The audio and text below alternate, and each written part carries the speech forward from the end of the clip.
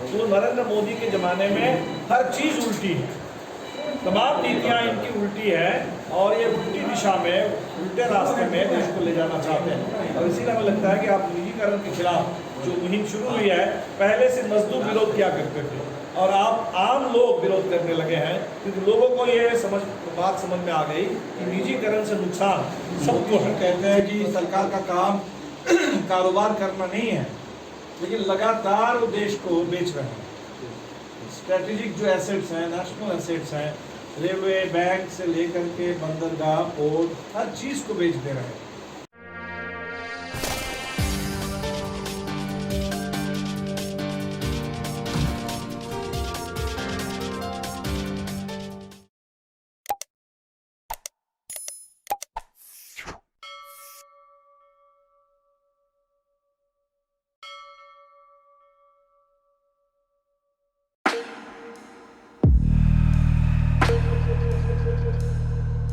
हमें लगता है कि ये दौर ऐसा है कि जहाँ किसान का आंदोलन, मजदूरों का आंदोलन और हम नौजवानों से भी अपील करेंगे, जो रोज़गार के लिए नौजवानों का आंदोलन है, वो भी निजीकरण के चलते रोज़गार का ज़्यादा संकट खड़ा हुआ है।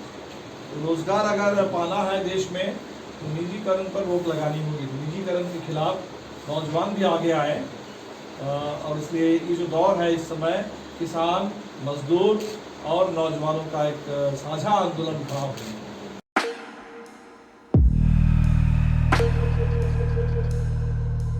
तो 18 तारीख किसान सभा और किसानों के मुद्दे पर विधानसभा में मार्च है।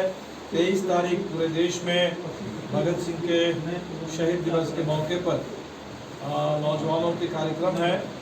26 तारीख किसान संगठनों ने और ट्रेड यूनियनों ने मिलकर भारत बंद का ऐलान किया। उस भारत बंद को भी हमारा पूरा समर्थन है।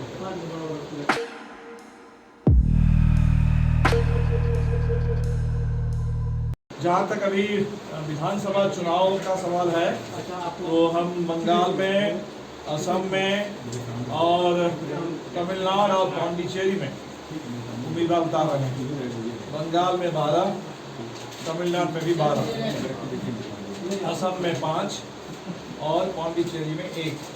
केरल में हमारे कोई उम्मीदवार नहीं होंगे और केरल में जो वाम लोकतांत्रिक मोर्चे की सरकार है, उस मोर्चे को हमारा समर्थन है। बंगाल में जहां हम नहीं लड़ रहे हैं, उन सीटों में, जिन सीटों पर 2016 के चुनाव में वामपंथी उम्मीदवारों ने जीत हासिल की थी, वहां हम उनको समर्थन देंगे।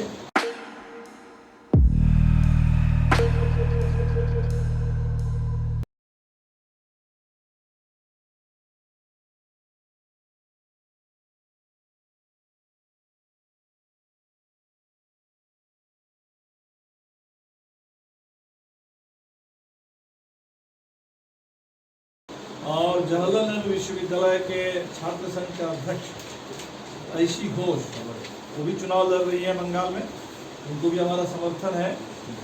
और असम में हम गठबंधन के साथ हैं, वहाँ कांग्रेस, सीपीआई, सीपीएम, माले, अन्य और पार्टियाँ एक गठबंधन बना है। उस गठबंधन के तहत सोनीतपुर जिले के बिहाली से हम चुनाव लड़ रहे हैं। हमारे चाय बागान के नेता कॉमरेड विवेक दास वहाँ उम्मीदवार हैं और इसके अलावा कार्बी अंगलोंग जो पहाड़ी जिला है, उस जिले में भी 4 सीटों से हमारे उम्मीदवार चुनाव में लड़ रहे हैं।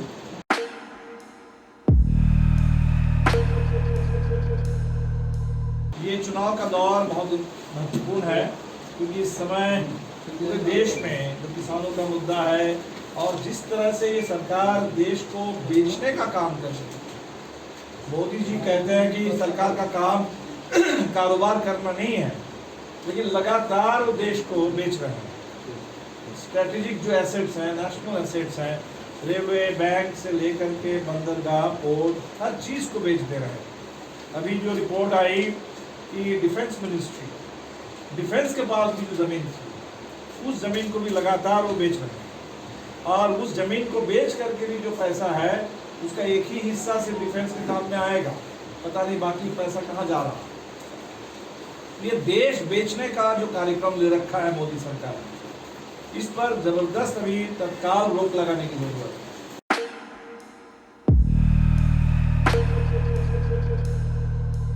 बिहार में काफ़ी हद तक ही जनादेश हमें मिला था, हालांकि सरकार फिर भी बच गई, लेकिन सरकार बच जाने का जो परिणाम हुआ, आज पूरे बिहार में फिर से अपराध तेजी पर है, बढ़ रहा है लगातार, और लग रहा है कि शराब माफिया की सरकार चल रही है। हर रोज आप देखेंगे कि जहरीली शराब के मामले में यहाँ वहाँ मौत की खबरें आएंगी। इसमें गरीबों को सजा सुनाई जाएगी, उनके खिलाफ फांसी की सजा होगी, लेकिन शराब माफिया पर कहीं कोई कार्रवाई नहीं। भारतीय जनता पार्टी के जो उम्मीदवार थे और विधायक भी चुने गए, अभी मंत्री हैं मुजफ्फरपुर के औराई से, चुनाव के क्रम में उनके घर पे छापा पड़ा, उनके भाई, उनके लोग, उनके खिलाफ FIR दर्ज है, कोई कार्रवाई नहीं हुई।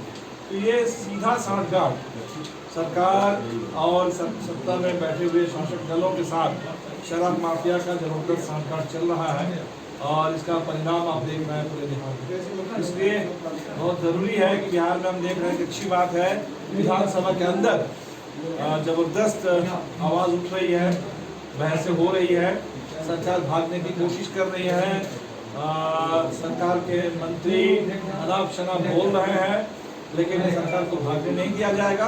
और विधानसभा के बाहर लगातार आंदोलन जारी है। नौजवान, मिड डे मील की हमारी बहनें, किसान, मजदूर, हर तबके के लोग वो अपनी आवाज़ को लेकर, मांग को लेकर विधानसभा के बाहर प्रदर्शन कर रहे हैं। तो हमें लगता है कि बिहार में ये एक अच्छा माहौल बन रहा है।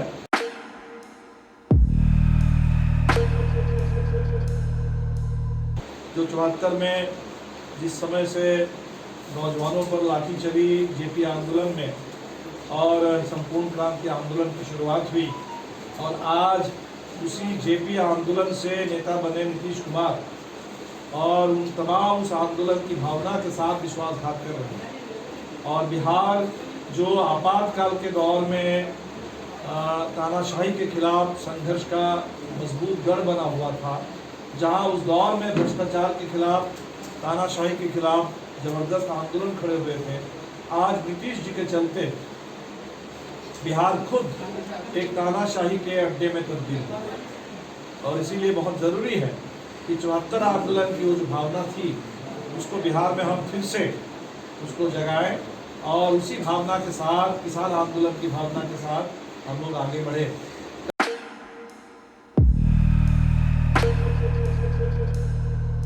कल जो हम लोगों ने शुरुआत की, हमें लगता है कि बहुत एक ज़रूरी शुरुआत है।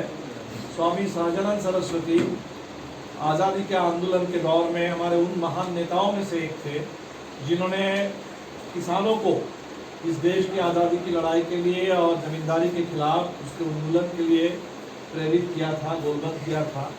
और किसान आंदोलन को और आज़ादी का आंदोलन को उन्होंने एक वामपंथी दिशा दी थी। ये सहजानंद सरस्वती थे जिन्होंने 1929 में बिहार में किसान सभा का गठन किया, और 1936 में अखिल भारतीय किसान सभा का गठन किया, और किसानों को उन्होंने कहा कि लाल झंडा लेकर के लड़िए। इसलिए आज के इस दौर में, किसान आंदोलन के दौर में, स्वामी जी को हम लोग याद कर रहे हैं, उनसे प्रेरणा ले रहे हैं।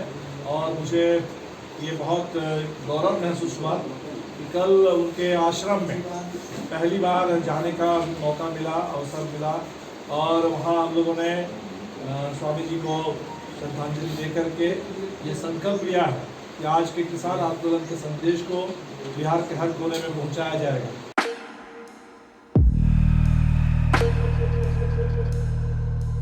का ये भ्रम टूट जाएगा, और ये आंदोलन बहुत तेजी से बिहार का भी आंदोलन बन जाएगा, बिहार के गरीब किसानों का आंदोलन बन जाएगा, बिहार के खेत मजदूरों का आंदोलन बन जाएगा।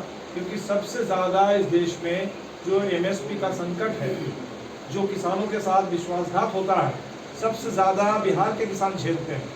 सबसे कम कीमत बिहार के किसानों को मिल पाती है, सबसे कम खरीद बिहार में होती है, और इसीलिए बिहार इस आंदोलन में भी बढ़ चढ़ करके हिस्सा लेगा। और बिहार के गरीब जो, क्योंकि ये अगर किसान विरोधी कानून है, ये अगर लागू रह जाएंगे देश में, तो देश में जो गरीबों के लिए भोजन का अधिकार है वो खत्म हो जाएगा। जो राशन का अधिकार है वो खत्म हो जाएगा। और इसीलिए ये आंदोलन जितना किसानों का है उतना ही आम गरीबों का है। तेजी से महंगाई बढ़ रही है, 100 रुपये लीटर पेट्रोल है, 1000 रुपया सिलेंडर होने को है, और रेलवे का किराया प्लेटफॉर्म टिकट 30 हो गया है। अब 1 अप्रैल से सुनने में आ रहा है कि आपके DMU वगैरह का भी किराया बढ़ जाएगा। तो किराया बढ़ रहा है, महंगाई बढ़ रही है, लेकिन मजदूरी में कोई बढ़ोतरी नहीं, और किसानों के लिए जो समर्थन मूल्य है उसमें कोई बढ़ोतरी नहीं। ये बहुत बड़ा अन्याय है देश के आम लोगों के साथ, और इसलिए ये आंदोलन बहुत ज़रूरी है।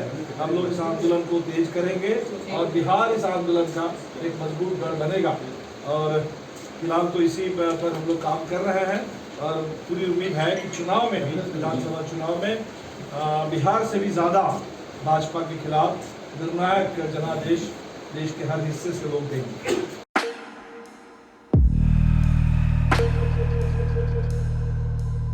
एक सवाल मैं आपसे पूछना चाहता हूँ दीपांकर जी, इतनी बड़ी समस्या है किसानों की, MSP की समस्या है। हरियाणा पंजाब में आंदोलन काफ़ी पहले, अब तो काफ़ी पुराना भी हो चुका।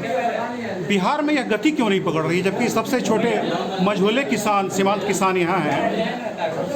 इसमें एक कारण ज़रूर ये है कि हरियाणा में, पंजाब में सबसे ज़्यादा वहाँ फसल की खरीद होती है जी, और सबसे बेहतर कीमत अभी भी देश में हरियाणा पंजाब के किसानों को मिल पाती है। जी, बिहार के किसानों को कभी कीमत मिलती ही नहीं, और इसीलिए शायद उनके अंदर ये भरोसा नहीं है।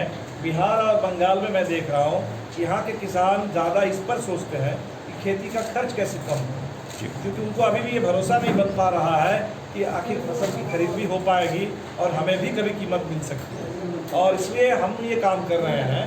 पंजाब और हरियाणा के किसान जो लड़ रहे हैं, देखिए आप पंजाब के किसान कह रहे हैं कि पंजाब को बिहार मत बनाओ, क्योंकि उनके सामने डर है कि जो स्थिति बिहार के किसानों की हो गई है वो स्थिति अब पंजाब के किसानों की होने वाली है।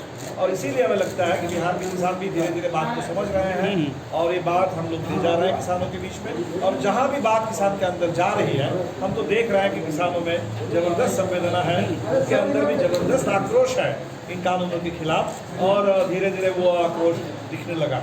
एक सवाल इसी से जुड़ा हुआ है, हमेशा से मजदूर और किसानों की आवाज़ वामपंथी संगठन उठाते रहे हैं, क्या वामपंथी आंदोलन कमज़ोर हो चुका है?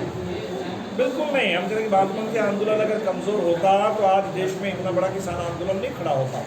और आप देखेंगे कि किसान आंदोलन जो पूरे देश में खड़ा हुआ है, उसमें सबसे ज़बरदस्त भूमिका हमें लगता है वामपंथियों की है। किसी भी किसानों के प्रदर्शन में बहुत बड़े तादाद में आपको लाल झंडा दिखाई देगा, जो सहजानंद सरस्वती ने किसानों के हाथ में उन्होंने थमाया था। उन्होंने कहा था कि लाल झंडा किसान का झंडा है, और इस झंडे को लेकर के किसान आज़ादी के आंदोलन में उतर पड़े थे, और आज ये झंडा फैल रहा है पूरे देश में।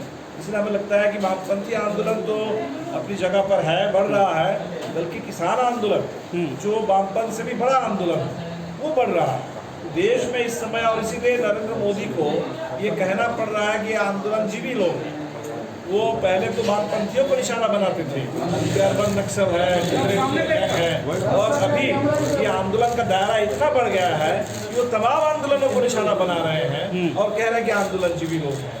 जो पर्यावरण के आंदोलन की दिशा रवि है उनको जेल में डाल रहे हैं। तो अभी ये सरकार वामपंथी आंदोलन नहीं, किसी तरह के कोई आंदोलन को ये बर्दाश्त करने की स्थिति में नहीं है।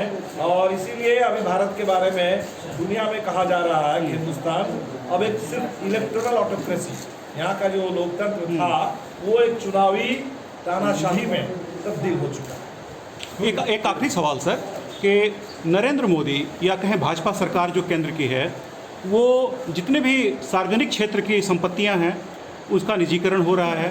आपने जैसा कि कहा डिफेंस की ज़मीन बेची जा रही है, और रेलवे जो कभी कि एक इतना बड़ा महकमा हुआ करता था कि उसका अलग बजट पेश किया जाता था, वो ख़त्म किया गया। फिर धीरे धीरे रेलवे को ख़त्म किया जा रहा है, उसका एक जो सार्वजनिक संपत्ति थी निजी संपत्ति में तब्दील हो रही है।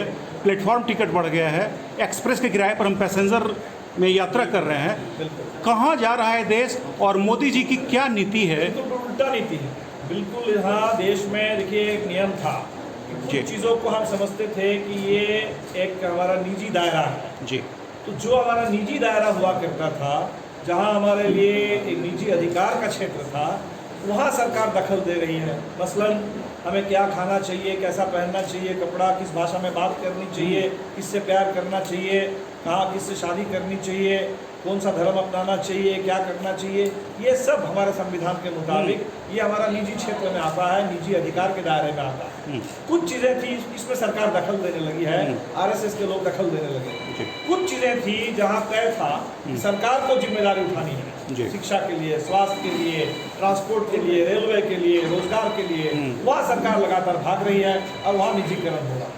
तो नरेंद्र मोदी के ज़माने में हर चीज़ उल्टी है, तमाम नीतियाँ इनकी उल्टी है और ये उल्टी दिशा में, उल्टे रास्ते में देश को ले जाना चाहते हैं। और इसीलिए हमें लगता है कि आप निजीकरण के खिलाफ जो मुहिम शुरू हुई है, पहले से मजदूर विरोध किया करते थे और आप आम लोग विरोध करने लगे हैं, क्योंकि लोगों को ये बात समझ में आ गई कि निजीकरण से नुकसान सबको है, सिर्फ मजदूरों को नहीं है, सबको, पूरे देश को नुकसान है। और इसीलिए निजीकरण को लोग अब समझने लगे कि निजीकरण नहीं है, ये मुल्क को बेचा जा रहा है और मुल्क को बचाने के लिए मजदूर, किसान, छात्र, नौजवान, आम आवाम सब लोग आ गया। एक सवाल और, बंगाल चुनाव को लेकर ममता दीदी घायल हैं, उसके बाद भाजपा के प्रति भी वहाँ पर आक्रोश बढ़ा है और एक शब्द बोला गया है इसके लिए, खेला हुए। क्या खेला होगा? क्या आम आदमी इसमें पिसे जाएंगे?